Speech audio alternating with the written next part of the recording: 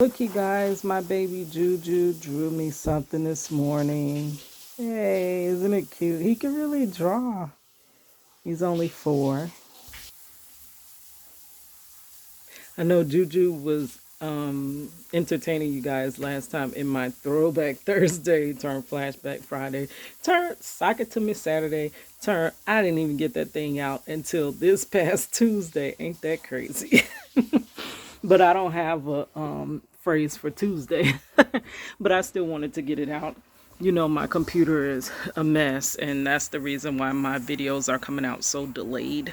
Um, but anyways, I do, and I would have just uploaded the story of TLC, just uploaded it and got it out, but I wanted to show you, so I had to go back to editing. You know, I don't like editing because that stuff makes it take forever and ever. I'd rather just record and upload and girl, goodbye. But yeah, so today I'm coming in. It is January the 27th. January about out the door. Already over with, girl. But yeah, so I'm about to head to work. My morning routine as usual. I got ready. Now my sister getting ready, but I got up a little earlier because I had to squeeze in a chiropractic appointment, which is hard because my fluctuating work shift, like all over the place, and then it's hard to pre-schedule the chiropractor because I don't know if I'm gonna be off. Even if I pre-schedule it, I may have to work. So that's been challenging. So I had to get up like super early this morning, get to the chiropractor. That thing, you know what I'm saying? Got there, took me a little walk, waiting on Marcello's morning call, which I might not get because it's getting really close to work time. But yeah, so right now I am working on, well, last night I fell asleep in the chair trying to upload my unsung part 4. Yes. That one gets into a little bit of my high school, into my high school years and stuff. And now I'm finna go into my young adult years, where you probably heard a lot of these stories, but I'm gonna try to tell like a full story of all of that from like age 18 to where I'm at now, girl. The chaos I've been through, the good times, bad times, and the other. But I think before I head on to part 5, I think I want to write out my thoughts so that I can flow through it better. Um, yeah, those parts 1 through 4 would have been better if I had an edit, but girl, editing takes a million and 1 years, and I don't have that type of time. Like, girl, goodbye. Maybe when I edit when it's very necessary to edit. If it's not, then I let it go. When I first started my channel, I used to edit everything. I was editing my channel. I was editing my cousin's channel where he cooks blind. I was following him cooking and editing all of that for him. And it was like, we were getting crickets. Like, girl, why spend all them hours? Like, you could literally spend 2 days on one video. Just 2 days on one video. And you're thinking that once you spend those 2 days, you would get payback. That would be like going to work for 2 days. You're expecting that check. Like, so instead of money, YouTube is views and stuff like that. And it could turn into money. So you're thinking if you're spending 2 days working on a video, girl, you're thinking that that thing is really going to do well. And then when it doesn't, you're like, what was the point in this?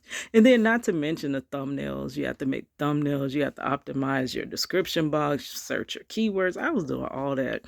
And cricket, cricket, cricket. So I said, quit it, quit it, quit it, girl.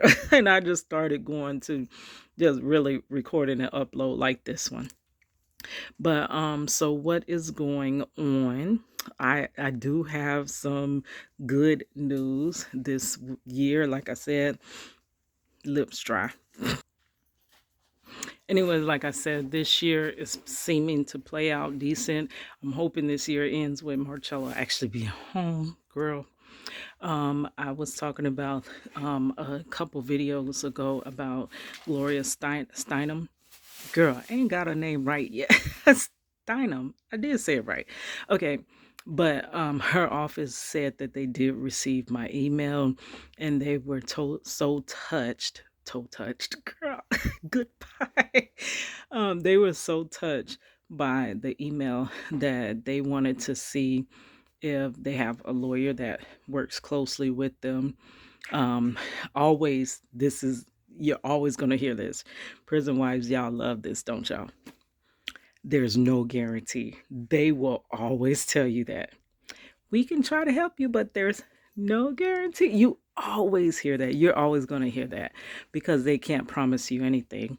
The legal system is so, whew, I think a lot of it is so vague. That way they can formulate the laws around how they want to sentence you and how they want to. Um, so if they had hard laws, like hard in stone laws, they would pretty much have to follow the same for everybody. And because they want to give some people light sentences and they want to give some people harsher sentences, depending on you yourself, like if they want to sentence you worse or better, they make it gray. That where there's a lot of room for interpretation, and it's a lot of room for how the judge wants to sentence you. And race is not always the biggest issue, but it really is a big issue when it comes to race. Black people, it's a majority of the prison system here in Florida is a population of black men. And I'm like, that leads me to think, so what, are black men just more violent? Or do they just commit crimes more? Like, no, that's not something that's innate in black people to just be criminals. Like, that doesn't make sense. So why are we making up such a large population of your prison system? And then also, bonds are times more. They would charge a bond. You would have to pay way more times than a Caucasian or any other ethnicity for a bond when you are a black man. Like, that's crazy. Like, the system is really rigged up against us. So when you make those vague rules, the judge can interpret how they, see fit. So it's always no guarantee. Like, it's no guarantee we can get you out the mess that they done. Just please, if you have sons, brothers, husbands, talk to them. Please avoid the system as much as you can, because it's not made for us. It is definitely not made for us. And the only thing that's going to get us up out of there is some green, some money. You got money, you may be all right within the justice system. So, yeah, but they told me no guarantees, but we possibly may be able to get the lawyer to help you. So we're just in waiting for that. Girl, I ain't never even got that far. Never even got that far. And then a little while back, it was so crazy that his brother ended up knowing somebody that knew a lawyer. And I sent the whole story to him. And, I go overboard because I feel like I got to tell this whole story, because when I tell a vague story, people don't understand. So when I get more into details, that's when they're like, hold on, that don't sound right. They can't do that. And I'm like, yeah, they did it. And when I say, oh, like, tell more of the story, then they're like, wait, that's against our civil rights. And I'm like, it doesn't matter. They did it. Like, they do that. They'll violate your civil rights, your constitutional rights, any rights. Rights are illusions. Like, for real. They're the illusion to make you feel like you're free, so that you're not opposing because you think you're free, so you leave it as is. But when you get into these problems, you realize how little freedom we really have. But yeah, so that lawyer, he did kind of look at the case, and I was like, when the lawyer said he wanted to talk to me, I didn't know what to do because I've never gotten to the lawyer. It usually goes to the legal secretary, and then moments like days later or hours later, they'll come back and say, "Oh, sorry, we would love to help you, but it's just been too long and we can't help it." That same rundown. So when the lawyer actually said he wanted to speak to me, I was like, this is something different. This is new. So he said he can possibly, same thing, no guarantees, possibly help Marcello. There is a specific price number for 3,500. So I'm gonna see like what I can spend to get that and see what this other lawyer. So now, girl, we're getting to the point where we have options. Like, girl, nobody wanted to help us. Nobody from day one when they set that man away, nobody wanted to help us. So now we're coming to the point where we're having options. Like, girl, oh my goodness. So that's where we're at with that. I need to get back on getting his things for him to come home. I remember I was last year.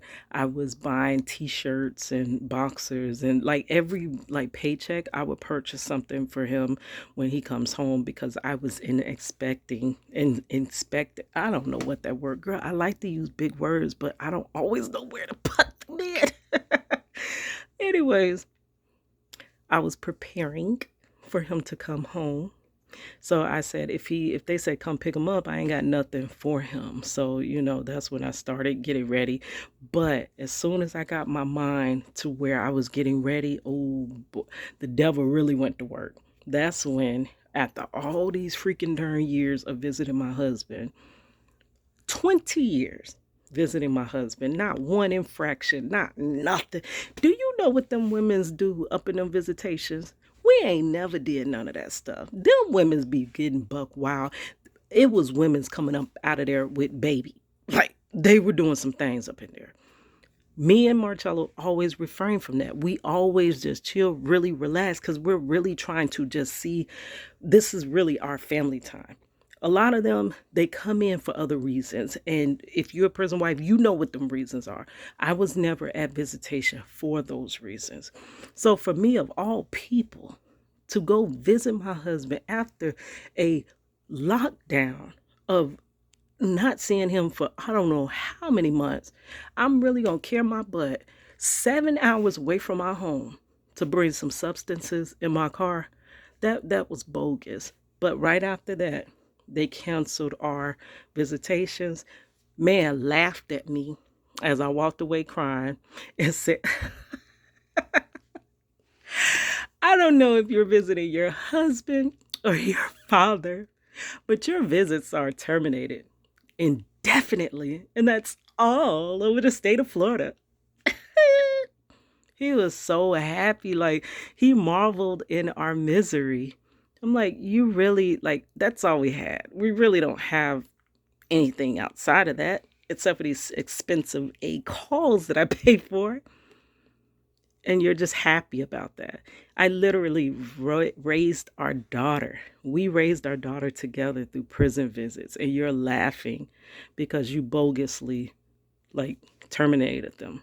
Like, for real? Like, but anyways, it's looking like it's going to change. I told you this atmosphere feels different. With that, I'm about to be late for work. That ain't different. Your girl can't never get on time. I'm always footing it.